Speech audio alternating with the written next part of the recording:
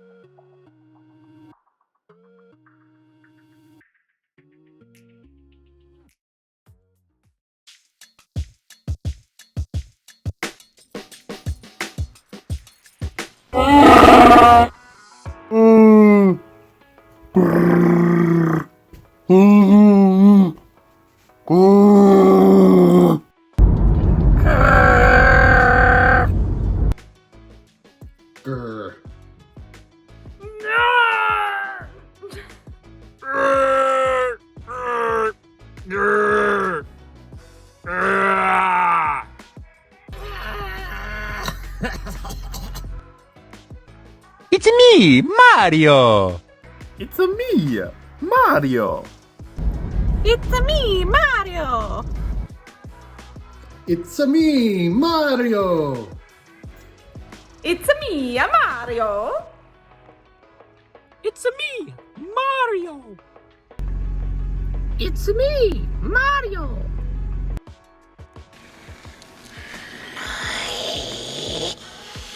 Precious!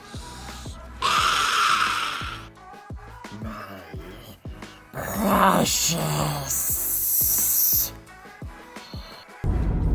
My precious!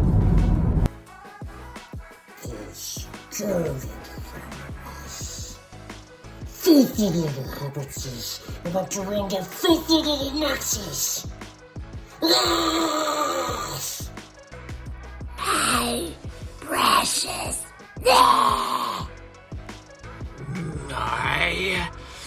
precious!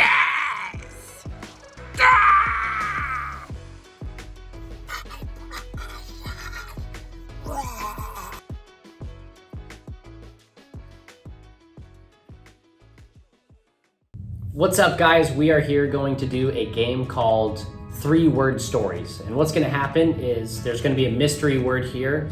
I'm going to reveal it, I'm going to see it, and I'm going to only use 3 words to begin to tell a story. And then Luke's going to respond to continue to tell the story with 3 words. We'll go back and forth in that fashion. But my goal is to try to get him to say the mystery word that I have revealed here. So we'll see how this goes. Every evening I Settle in for a nice hot cup of tea. Yes, dude! Oh, yeah! Are you serious?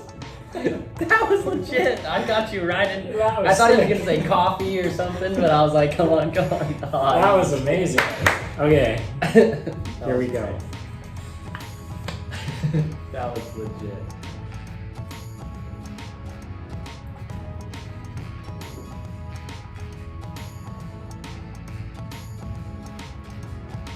At the circus, There are many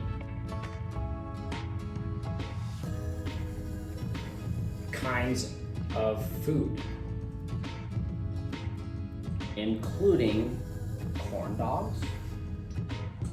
Guys, corn dogs one word. yeah, Including corn dogs, churros, more specifically, cotton, candy,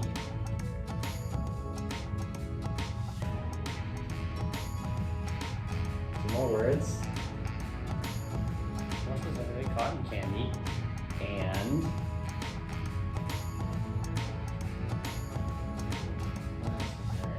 nachos. but more like More like elephant ears and oh, was it my turn? yeah, elephant ears and Cotton candy. Only. also cotton candy. Which is quite Sugary, such as poodles, which are fluffy and white. Not always.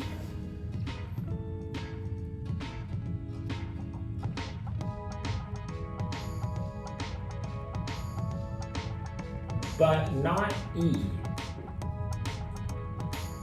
But not E.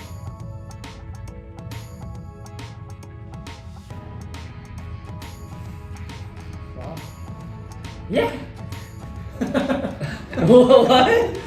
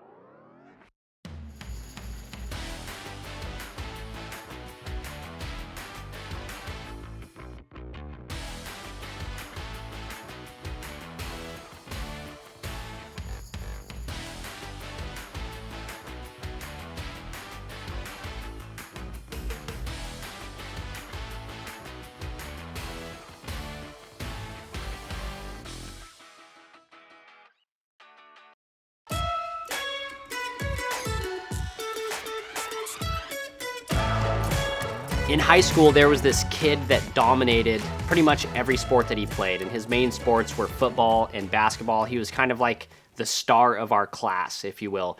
And he was good looking, he was ripped, the ladies were always googly-eyed over this kid. I knew that he wasn't a Christian, and it was easy for me to begin assuming things about him. Like, I often assumed he's probably stuck up, or super into himself because everybody else seems to be into himself. I assumed he's probably kind of a jerk or didn't really care about anything but sports. Like, that's probably his life. But if you really spent time talking with this kid, you would soon find out that he didn't fit any of the stereotypes that he kind of fell into. He was actually very personable. He held tons of Christian values.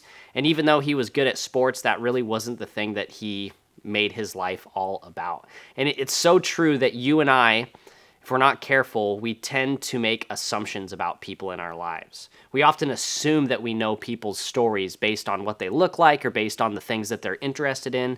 We assume that we know them just because we know their name or we have seen them do certain things. We are all guilty of assuming that we know people, right? Even some of the people that we would call close friends, we assume about. Like, it's usually not until we step into their homes and really get to know them and see their families, see their circumstances, that we get a better glimpse of who they really are. The truth is, everybody that we know actually has a backstory. And the truth is, we also have a backstory that other people may or may not know. Each of us has a story that comes with a variety of different things, like family dynamics or friends or things that have happened to us or things that we have done. We have hurts and wounds that we carry, and all the good and the bad things intertwine into this thing that is our backstory, that is our lives. And most of us know our own stories pretty well because, well, we've lived them.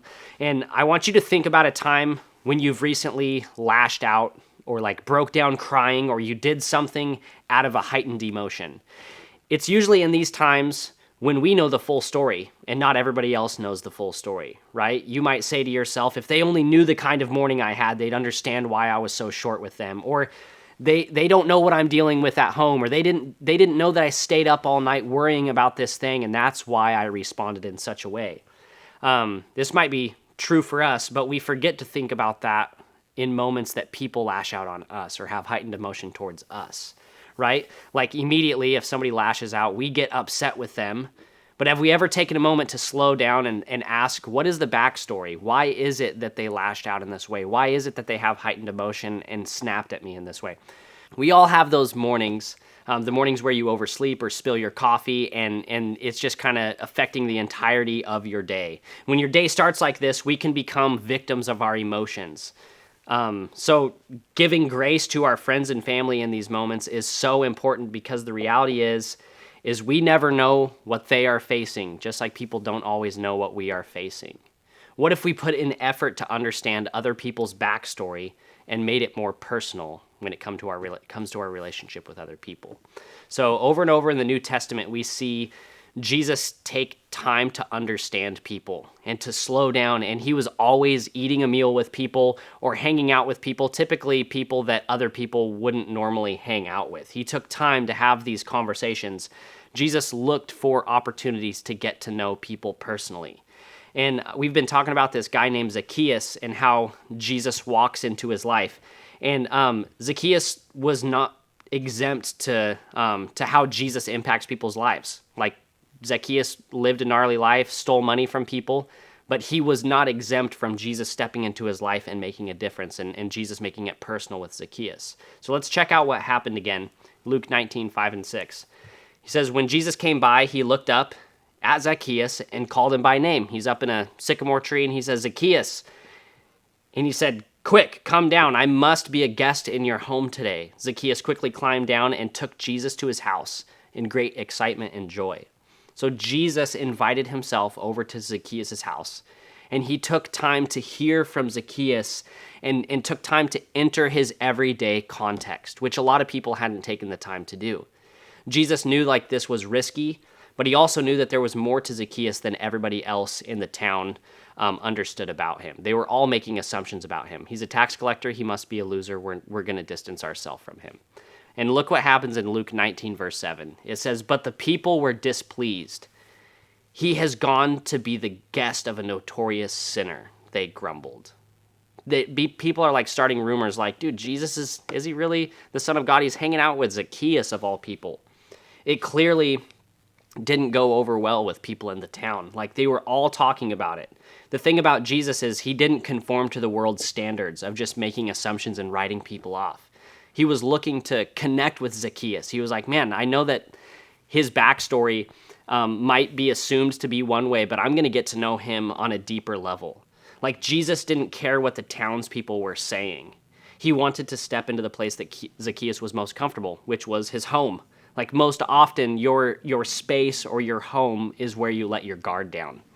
Like, you probably put on your coziest clothes or whatever it is, and you're completely yourself at your home. It's probably the place you feel most comfortable to do that. And it was the place that Jesus knew that he could get closer to Zacchaeus. He's like, man, if I could get into Zacchaeus' home, I feel like I can get a better glimpse of who he is, and then he will feel seen and heard. So he was able to connect with Zacchaeus in a way that the crowd never could have, because they were distancing themselves. They were not willing to get close to Zacchaeus. But Jesus showed Zacchaeus that he wanted to know him, like in a bigger way, to really understand him. And he did it by getting personal and showing up where Zacchaeus lived. When it comes to understanding our own stories and the stories of other people in our lives, we can take a look at the life of Jesus as he sought out ways to get personal with people and to understand their stories. So take a look at this verse in Philippians 2, verses 5 through 8. It says, "You must have the same attitude that Christ Jesus had. Though he was God, he did not think of equality with God as something to cling to. Instead, he gave up his divine privileges. He took the humble position of a servant and was born as a human being. When he appeared in human form, he humbled himself in obedience to God and died a criminal's death on a cross." Basically, Jesus comes on the scene, and he could be like, yes, you're right, I'm God. But instead, he was like, yes, I'm God, but I'm going to humble myself before you. I'm going to step into your house, into your story, and live just like you do. Jesus stepped into our world, into our homes as a human. He walked this earth, stepped into our stories to experience the world that we live in, right? Jesus made God personal for us. God, who was once distant, becomes personal in the form of Jesus. He came to live a life to emphasize, or to empathize and to sympathize with the lives that we live now. So he knows the hurts that you carry.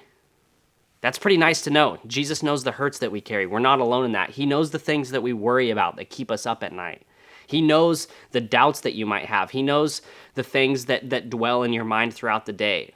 He knows your hopes and your dreams and your prayers, but he doesn't just simply know them like a fact, like, oh, this person's thinking about this. Like, he wants to step into your home and be in the mess of that with you. Like, he wants to be in a place where it's all of a sudden personal for him to know these things about you, where he understands these things. Because here's the truth. It's personal because Jesus understands your story. It's personal because Jesus understands where you're coming from. He gets you. And since he can understand our story, we can take steps in our lives to connect with him and to connect with other people. So let's get real for a second. It can be really, really hard to let people into our lives and let people know where you live, right? It can be easy to hold these secrets because we don't want people to judge us. We think in our minds about the responses that other people will have about the stories that we live. So sometimes we can even feel that our stories are too big to handle ourselves. Like, how can you expect somebody else to understand you if you're like, it's even overwhelming for me to know? But the beautiful thing is this: when we can begin to boldly share our stories with other people, it gives other people the sense and the permission to share their stories. Like, we can be the ones to step up and be bold and say, I'm going to share my story. And in doing so, it actually causes other people to share their stories with you. So then you all begin to understand each other more. So here's a few places to start. For some of you, your first step is to just wrestle with the idea and acknowledge that Jesus knows you, like all the pieces of you, and he wants to step into your story. Like, he can understand your story, your situations, your emotions, your failings, and he still loves you. Like, that's a beautiful reality. That's not demeaning, that's not condemning, that's actually a confidence-building truth. And sometimes we get this idea that if Jesus was honest, he wouldn't want to be close with me because of who I am or what I struggle with. But the truth is, Jesus knows you, and he wants to step into your life. He wants to make it personal between you and him. For others, your next step is this: let someone else into your story. Somebody might not know the fullness of who you are, particularly some of the people in your small group. Like, I don't think that you should just share your story with some random stranger, but somebody that you already know, that you know has your back, somebody that you want to share your story with. This is a huge step. I get that. Like, what if you talked about your backstory with your small group? Like, here's actually where I come from. Like, when you share your backstory, you're opening the door for somebody else to have the freedom to share their story too. So allowing someone to see who you are behind closed doors can allow you to make connections with people. And actually, you might be more connected with others than you ever even realized. And then for others, I think that it is time for you to seek to understand the story of other people. Like, yes, share your backstory with other people, but we have to create a safe space in our lives to get to know other people. If we aren't careful, we can act like the crowd did to Zacchaeus, right? Like, oh, everybody believes this about this person. Well, we're not everybody, and Jesus has called us to actually get to know people. Like, we're not going to pass judgment on other people because of what the majority of everyone is saying about a certain person. Maybe it's how they're dressed or their overall reputation or how they have a different culture than you, or simply because you aren't sure what you guys have in common. You might be like, oh, dude, I'm a sports guy and that's a theater guy. We just can't, I don't need to know his story because we're so different. That might not be true. Like, take the step to get personal with someone else. Sit down and listen to their story. What if this week you seriously just said, hey, tell me your backstory. Tell me about your life. What led you up to the spot that you're in today? And then just listen to actually hear about who they are and where they come from. As we head into our small groups, I just want you to contemplate this. What does it look like to have others understand your story? Practically, what does it look like for other people to hear your story? And also, what does it look like for you practically to understand other people's story, to receive their story, to hear, to listen to their story? We have the opportunity to get personal, to really understand one another and see that God is moving in your story and in other people's story. So before we jump into small groups, let me pray for you guys. God, we're thankful that you're personal, that you stepped down. You didn't stay a distant God far away, but you stepped down to be near to us. You've stepped into our homes in a very real sense, and you've gotten to know us. You know our backstory. God, I pray that we would just be in a place where we can be honest with who we are before you and before our small group community that we have here today. I ask that you would give this group of students boldness to share a little bit about where they're coming from. And I just pray that you give them listening ears to hear where other people are coming from in a heart of understanding so that they can better love and serve and admire the people that are in their group. God, we love you. It's in Jesus' name that we pray. Amen.